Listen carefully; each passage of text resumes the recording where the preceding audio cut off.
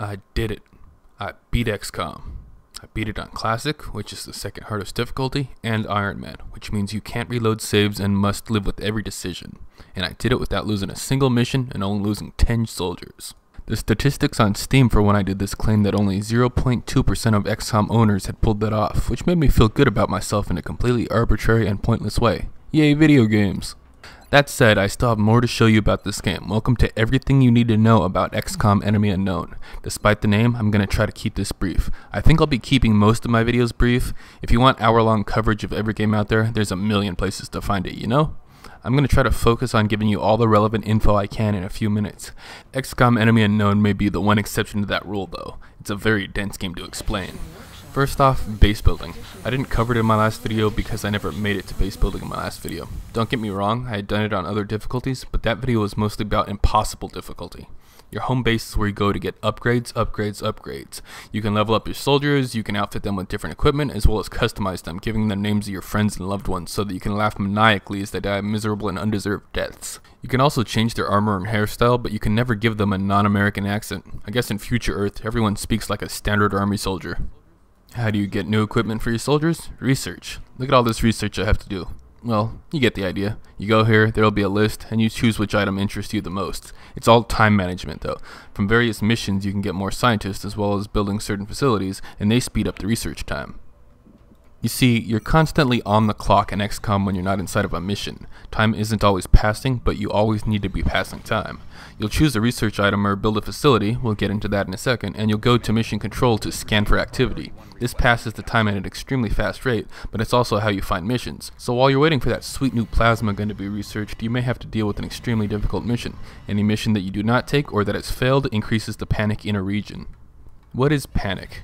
Panic is a meter up in the situation room. Every country has a panic rating. The more missions you successfully complete, the less panic a nation has. If a nation sits at max panic for too long, or is at max panic when your monthly review from XCOM's fake elusive man hits, they will leave the XCOM project. This means you will not get monthly funding from them. And I don't know if you guys have heard, but XCOM is also known in some countries as, oh man, I am constantly broke, I need money so bad, guess I'll sell all these corpses, the game. Yeah, Mexico, you're fed up with how my XCOM project went. I'm sure with your tech and weapons research facilities that you're world renowned for, you'll do so much better with your XCOM project than if you just sent us that $50 super a month. Anyway, another way to lower panic is to create and launch satellites. A satellite over a region will instantly lower panic, making it a great panic button in a really lame sort of wordplay way, and will allow you to scan for and intercept UFOs that you spot there. If you get a satellite over every country in a certain continent, you'll get their continent bonus. If you get satellites over all of South America, for example, your autopsies and interrogations are completed instantly. That's probably the worst bonus in the entire game. Those things never take more than like 2 days. Okay, satellites sound great, so just buy and launch a bunch to begin with, right? Well, sort of. Satellites cost a decent amount of cash before you get more engineers. Engineers being like scientists, except they make stuff cheaper instead of lowering time spent. And also some things have a minimum number of engineers you need to build them, and satellites take 20 full days to be completed. That's a long time. Now, this seems like a great time to get into base building. As you can see, your base is seen from sort of an ant farm view. You're going to be filling in most of that ant farm yourself with hard-earned cash and materials. See, if you want to launch a satellite that you've built, you have to have enough space in your satellite uplink, so you need to build an uplink, but that uplink costs money. It also requires power. If you don't have enough power, you need to build more power plants, which, like the uplinks, take money and space. If there's no space, you'll have to excavate a space, which costs money, or build a lift to head further down into your ant farm, which costs money and power. Also, you want to build similar facilities next to each other because they give adjacency bonuses. Whew, sounds complicated, right? Well, it's really not. If you've ever played a SimCity or SimTower or any similar game, it's a super simple version of that. Keep an eye on your power, your money, and how much space you have left, and you'll be fine. Keep in mind these things also take time to build, so that's probably the hardest factor to deal with. Don't panic, pay attention, you'll be okay. There's a few more factors to base building, such as the foundry and selling stuff on the gray market, but essentially everything revolves around upgrades, money, and time. Also, there's these interception things. Invest in weapons for this thing fairly early on, but don't bother with those lame modules. You'll see what I mean when you play. Let's get back to the game proper, shall we?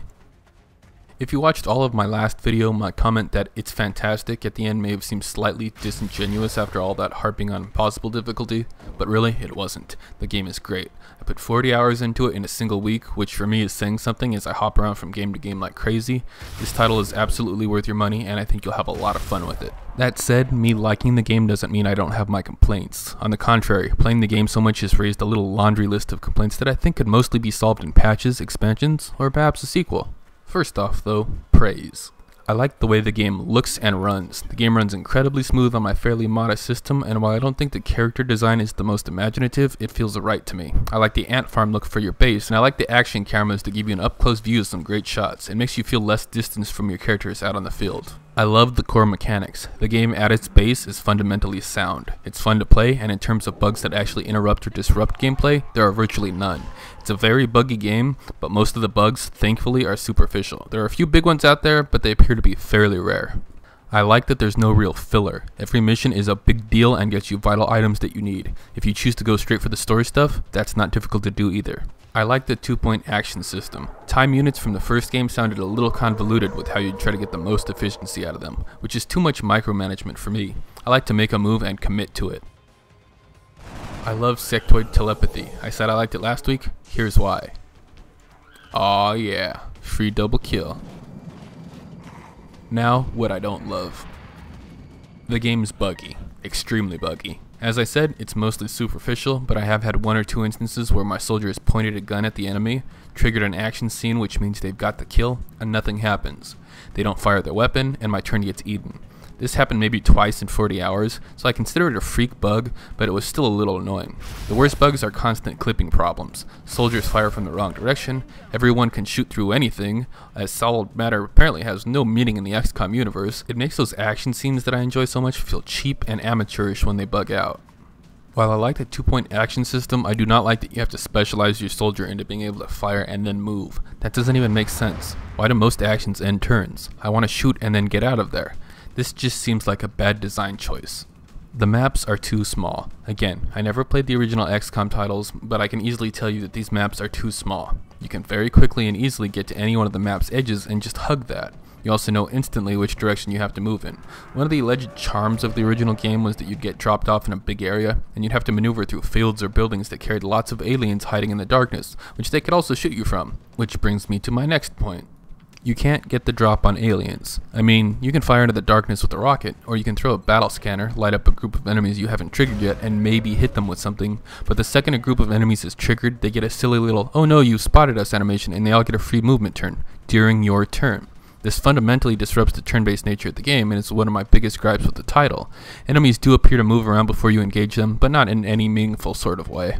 Having aliens hunt you as you hunted them would have made the game far more tense and enjoyable. That firing from the darkness of the first game almost never happens here. Also, I found the free movement turns that enemies got almost always worked in my favor, as they tend to either move far away enough that I didn't have to worry about them until my next turn, or close enough to where I could simply run and gun to blow their brains out before they got a turn proper. The RNG, that's random number generator, i.e. dice rolls, is bad. I've gone over a lot of the original games with people, and there was certainly RNG in those games. There was also a key difference in those games. You could take up to an absurd amount of 26 soldiers on any given mission. You typically didn't want to as you had a limited number of items you could carry, but soldiers were much more expendable. Everything about Enemy Unknown is about making each soldier more important. This is why you start off with 4 soldiers and work your way towards 6. A bad dice roll in the original game meant you'd lose out on one of many soldiers. A bad dice roll here means you'd lose 1 out of 6, a much bigger difference that they don't really address. Also, a page from the same book, panic is a bad idea here and is very poorly implemented. In the original, if a soldier panicked, they'd either shoot randomly, which could potentially hit another soldier, or they'd drop their gun and run away. Here, they combine panic with berserking from the original. Berserking was a mode your soldier could enter where they'd shoot whatever is closest to them, so panicking in Enemy Unknown can result in your guy shooting his twin brother in the face because he's scared, or something like that. It's dumb. My biggest gripe though is that in their attempt to streamline the experience, you only have a single Sky Ranger, which is the craft used to transport soldiers to battle. This means that it is possible to build up a super team to take on each and every mission throughout the entire game. This is a massive problem because it limits the diversity of your team, and those 99 slots given to you for soldiers' bunkers begin to look like a joke, because you'd never need that many slots unless things went horribly wrong. Sending multiple teams to different missions at once would mean you'd have to balance your veterans and your rookies and really grow the entire bunker full of XCOM operatives. As it stands, stands, you amass a bunch of max rank backups by virtue of your main guys getting injured during missions and being out for a few days. So even if something does happen to your vets, you'll have completely capable backups ready to instantly take their place. Changing this one feature would have made the game infinitely better in my opinion. Again though, I still enjoyed and continue to enjoy playing Enemy Unknown. It's a breath of fresh air after we were promised yet another non-shooter franchise turned shooter, and I'm glad it was released instead of that mess. Do yourself a favor and pick it up. Even with all of my complaints, it's still an addicting and very fun title. I can't wait for more. Oh, and how did I fare on Impossible after beating the game on the second hardest difficulty without being able to reload my saves? Not very good. Failure. Wait, I can do this. I can do this. Ugh, I forgot to reload. How could I forget to reload?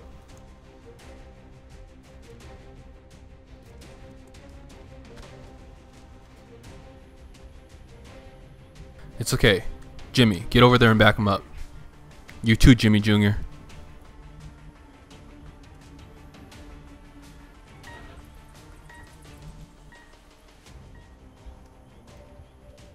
Come on, get him!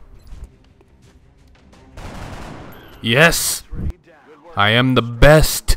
And with that, Xbob out.